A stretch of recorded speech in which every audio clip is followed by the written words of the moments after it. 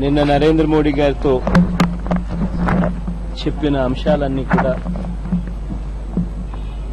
అరుణ్ జైట్లీ గారికి కూడా ఇంచుమించుగా అవే అంశాలతో కూడిన లెటర్ అరుణ్ జైట్లీ గారికి కూడా ఇవ్వడం జరిగింది. ఆ అంశాల మీదనే రాష్ట్రానికి మంచి చేయవలసిందిగా కోరడం జరిగింది. ఆయన కూడా సానుకూలంగా విన్నారు. మంచి జరుగుతుందని ఆశిస్తుంది. నిధుల దుర్వినియోగం జరుగుతుందనే విషయాన్ని చెప్పారు సార్. ప్రాజెక్టుల విషయంలో కానీ ఆర్బిట్రరీ నిర్ణయాలు తీసుకున్నారు. పోలవరం ప్రాజెక్టు గురించి ఈయనకు కూడా చెప్పారు.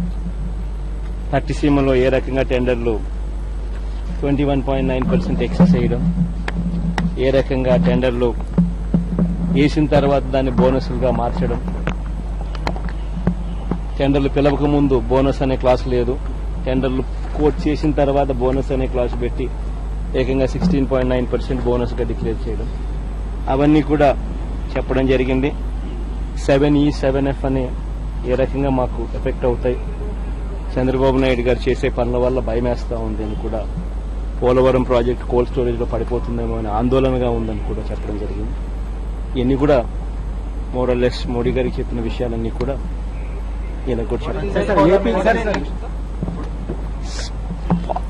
పాజిటివ్ గా సానుకూలంగా విన్నారు, పాజిటివ్ గా విన్నారు, చిరునవ్వుతో విన్నారు. బాగా విన్నారు కాబట్టి సానుకూలంగా ఉంటుందని ఆశించాలి. గోదావరి రెండు జిల్లాల ప్రజలు కూడా పట్టిసీమ వద్దనే చెప్తున్నారు. వాళ్ళని కూడగట్టే ప్రయత్నం చేస్తారు. పట్టిసీమకు సంబంధించి మేము మా స్టాండ్ మొట్టమొదటి నుంచి కూడా చాలా క్లియర్ గా ఉన్నాం. జరుగుతూ ఉన్నది చాలా అన్యాయము.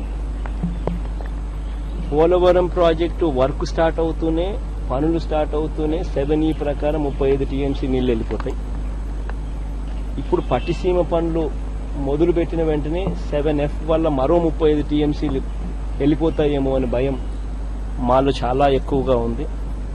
ప్రాజెక్టు పనులు పెట్టిన వెంటనే 70 TMCలు నీళ్లు మాకు దూరం అవుతాయేమో కృష్ణా ఆయకట్లో, కృష్ణా నుంచి వచ్చే నీళ్ళు అనే భయం, ఆందోళన చాలా ఉంది.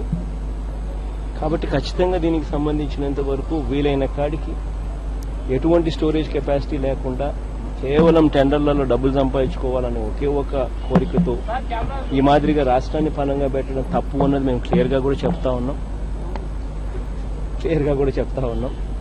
కాబట్టి ఖచ్చితంగా ప్రతి ఫోరంలో కూడా దీన్ని వ్యతిరేకిస్తాం. సార్ ఏపీ నుంచి తెలంగాణకు వచ్చే వెహికల్స్ మీద పన్ను విధిస్తున్నారు. తెలంగాణ రేపు 7వ తారీఖు నుంచి దీని మీద మీ అభిప్రాయం అంటే ఉమ్మడి క్యాపిటల్ కాబట్టి 10 సంవత్సరాలు ఉంటుంది కాబట్టి బేసికలీ పక్క రాష్ట్రాలు కర్ణాటకను, తమిళనాడు చేయనప్పుడు ఒకే భాష మాట్లాడే మనం చేయడం అన్నది కరెక్ట్ కాదు అన్నది నేను మొట్టమొదటి రోజు నుంచి కూడా చెప్తా ఉన్నమాట. ఒకే భాష మాట్లాడుతున్నాం. ఇప్పుడు రాష్ట్రాలు విడిపోయినా కూడా ఒకే భాష మాట్లాడతాం. మనుషులమంతా కలిసే ఉంటాం. మనం కలిసికట్టుగా ఇంకా పెరగాలని ఆలోచన చేయాలి తప్ప మన దగ్గర నుంచే అటు రాష్ట్రం ఇటు రాష్ట్రం అటు కూడా ఇటువంటి నిర్ణయాలు తీసుకోకపోవడం కరెక్ట్.